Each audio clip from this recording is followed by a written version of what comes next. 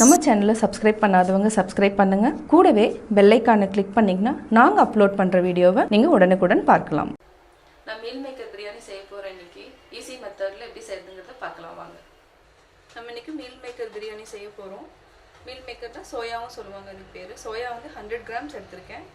Rice வந்து 3 cups. இந்த கப்பில் வந்து நான் வந்து 3 கப் எடுத்திருக்கேன். அதுக்கப்புறம் 2 வெங்காயம், 2 வந்து பெரிய வெங்காயம் 2 எடுத்திருக்கேன். தக்காளி வந்து பெரிய தக்காளியாக எடுத்ததுனால ஒன்று தான் போட்டிருக்கேன். சின்னதாக இருந்தால் நீங்கள் 2 எடுத்துக்கோங்க. புதினா கொஞ்சமாக தேவையான அளவு. பச்சை மிளகாய் 2. ஏன் பச்சை மிளகாய் 2 எடுத்துருக்கேன்னா பிரியாணி மசாலா ஆட் பண்ணதுனால 2 போட்டாவே போதும். பிரியாணி மசாலா கொஞ்சமாக எடுத்திருக்கேன். இஞ்சி பூண்டு பேஸ்ட்டு, ஆயில், அதுக்கப்புறம் வந்து ஏலக்காய், பட்டை, பிரியாணி லீஃபு, லவங்கம் 2 இதை எடுத்திருக்கேன். இப்போ எப்படி செய்யறதுன்னு பார்க்கலாம். சோயா பிரியாணி எண்ணெய் ஊற்றுறோம். ஃபஸ்ட்டு ஆயில் ஊற்றுறது எவ்வளோ தேவையோ அவ்வளோ ஊற்றிக்கோங்க.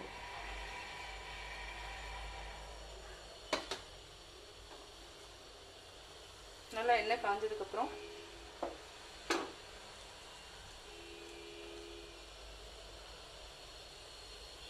ஏலக்காய், பட்டை, லவங்கம், அப்புறம் பிரியாணி லீஃப் இந்த 4 போட்டு லைட்டாக தாளிச்சிடணும் ஃபஸ்ட்டு. அதுக்கப்புறம் ஆனியன் போடணும். ஆனியன் நல்லா வந்து ப்ரௌன் ஆகிற வரைக்கும், லைட் ப்ரௌனிஷ் வர வரைக்கும் நம்ம வந்து வதக்கிட்டே இருக்கணும்.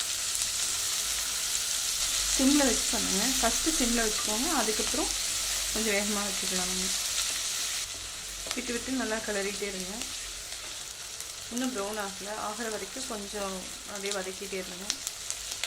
சோயா வந்து நல்லா தண்ணியில் ஒரு 10 மினிட்ஸ் வந்து கொதிக்க வச்சுக்கோங்க. நல்லா அதுக்கப்புறம் நல்லா புழிஞ்சு அதுக்கு நம்ம எடுத்து இந்த மாதிரி வச்சுருக்கோம். சோயா போகிறதுக்கு முன்னாடி ஆக்சுவலாக ஸ்டார்டிங்லேயே நீங்கள் அது தண்ணியில் சுடுதண்ணியில் போட்டு எடுத்து வச்சுருங்க. நல்லா ப்ரௌன் ஆகிடுச்சு. இப்போ வந்து தக்காளி போடுறோம். ஏன்னா இது வந்து 250 கிராம்ஸுங்கிறதுனால ஒரு தக்காளி போட்டால் போதும். 1/2 kg அந்த மாதிரி இருந்துச்சுன்னா தக்காளி வந்து நம்ம ஆட் பண்ணிக்கலாம். 250 கிராம்ஸ் எடுத்துக்கோங்க. 250 கிராம்ஸுக்கு 3 பேர் தாராளமாக சாப்பிட்லாம். தக்காளி வந்து நல்லா வதங்கணும். ஃபஸ்ட்டு ஸ்லோலியே விட்டு வதக்குங்க. இந்த ஒரு அரை இதில் இருக்கிறப்போ இஞ்சி பூண்டு பேஸ்ட்டு போட்டுருங்க. ஓரளவுக்கு வதங்கினதுக்கப்புறம் லைட்டாக இந்த ஸ்டேஜில் வந்து இஞ்சி பூண்டு பேஸ்ட்டு போட்டு நல்லா வதக்கணும். அப்போ தான் பச்சை வாசனை நல்லா போகும். இஞ்சி பூண்டு பேஸ்ட்டு வந்து நல்லா வதக்கிட்டனாவே நல்லா பிரியாணி வந்து ரொம்ப டேஸ்ட்டாக இருக்கும். பச்சை வாசனை இருந்துச்சுன்னா அந்த பூண்டு ஸ்மெல், இஞ்சி ஸ்மெல் இருக்கும், யாரும் சாப்பிட மாட்டாங்க. ஸோ நல்லா ஆயில் நல்லா வர வரைக்கும் நல்லா வதக்கிட்டே இருங்க. அது கூட தக்காளியும் நல்லா வதங்கிடும். லோ ஃப்ளேம்லேயே வச்சுட்டு நீங்கள் வதக்குங்க. ஹை ஃப்ளேமில் வச்சுன்னா உடனே பிடிச்சிரும்.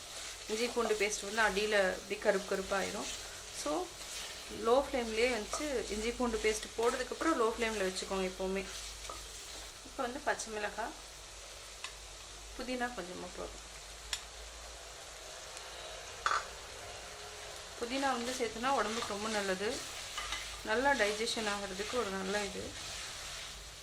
அதே மாதிரி ஃப்ளேவரும் கூட. இப்போ வந்து தக்காளி, வெங்காயம் எல்லாமே சேர்ந்து மிக்ஸ் பண்ணி ஒரு நல்லா ஒரு கிளறி இப்போ வந்து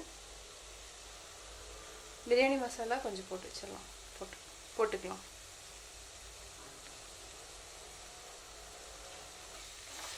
இதை வதக்கிட்டு இப்போ சோயாவையும் போட்டு ஒரு 5 to 10 மினிட்ஸ் வந்து நம்ம மூடி வச்சிடலாம். இப்போ வந்து நான் இன்னும் உப்பு எதுக்குமே போடல. உப்பு வந்து ஒரு 10 மினிட்ஸ்க்கு அப்புறம் நம்ம போட்டுக்கலாம். இல்லைன்னா எல்லாமே தண்ணி விட்டுரும். இப்போ சோயாவையும் போட்டு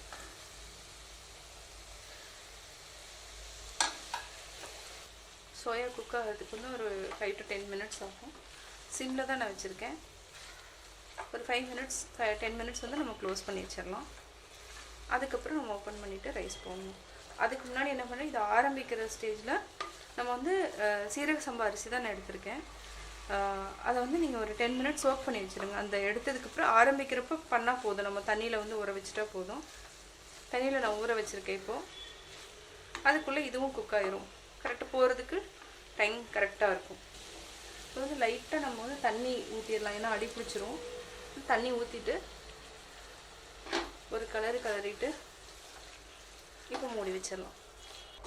நல்லா மூடி வச்சுட்டு ஒரு 5 to 10 மினிட்ஸ்க்கு அப்புறம் பார்த்தா எண்ணெய் வந்து கொஞ்சம் லைட்டாக நல்லா வந்து மேலே வந்துருக்கும். அந்த டைம் நம்ம எடுத்தாலே போதும். அது வரைக்கும் ஒரு 10 மினிட்ஸ் வந்து மூடி சிம்மில் வச்சுருக்கேன், மூடி வச்சுருக்கேன்.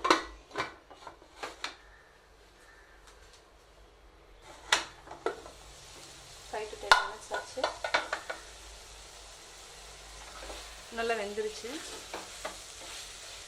இப்போ வந்து உப்பு போட்டு இப்போ எவ்வளோ தேவையோ செக் பண்ணிக்கோங்க. இது ரொம்ப ஈஸியாக செய்யலாம். ஊருக்குள்ளே எங்கேயாவது போயிட்டு வந்துட்டுனா சோயா இருந்துச்சுனாவே போதும். ஒரு சிலர் வந்து இஞ்சி பூண்டு பேஸ்ட் போட்டு பண்ணுவாங்க, பட் அது கூட தேவையில்லை. இருந்ததுன்னா போட்டுக்கலாம், ஏன்னா நம்ம அரைச்சி இது ரெடி பண்ணதுக்கு பதிலாக சும்மா வெங்காயம் தக்காளி இருந்தாவே போதும். பிரியாணி மசாலா போட்டு ஆட் பண்ணி அப்படியே நம்ம ஈஸியாக செஞ்சுக்கலாம். இப்போ வந்து தண்ணி ஊற்றிடலாம். இந்த கப்பில் வந்து நான் வந்து 3 கப்பு போட்டிருக்கேன். ஸோ அதனால் 6 கப் தண்ணி விடணும். 1 2 3 4 5. இது வந்து கொஞ்சமாக 6 கப் தண்ணி வேணும், கொஞ்சம் கம்மியாக ஊற்றிக்கலாம். ஏன்னா மிஸ்டேக் ஆகிடுச்சுன்னு வச்சுக்கோங்க, ஒருவேளை அரிசி வந்து பழைய அரிசியாக இருந்தோ புது அரிசி குழஞ்சிருச்சுன்னா அதெல்லாம் 1/2 கப் கம்மியாக தண்ணி ஊற்றிட்டு பண்ணலாம்.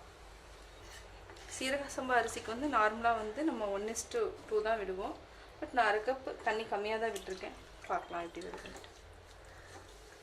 நல்லா இது கொதிக்கணும், ஹை ஃப்ளேமில் வச்சுக்கோங்க. தண்ணி நல்லா கொதிச்சோன்னையும் நம்ம அரிசி போடணும். நல்லா தண்ணி கொதிக்க ஆரம்பிக்குது. இப்போ வந்து நம்ம அரிசி போடலாம்.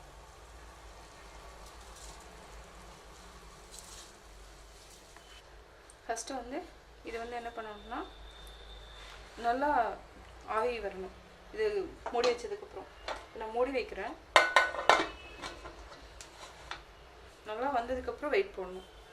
இந்த ரைஸ் சீரக சம்பா அரிசி வந்து சீக்கிரமாக குழஞ்சி போயிடும்.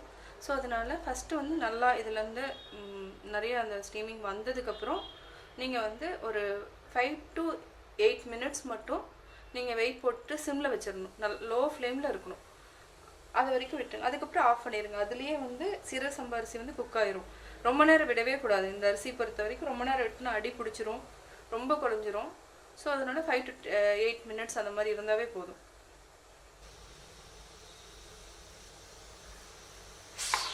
அவ்வளோதான். 5 to 8 மினிட்ஸ் வந்து வச்சுருங்க, சிம்மில் வச்சுருங்க.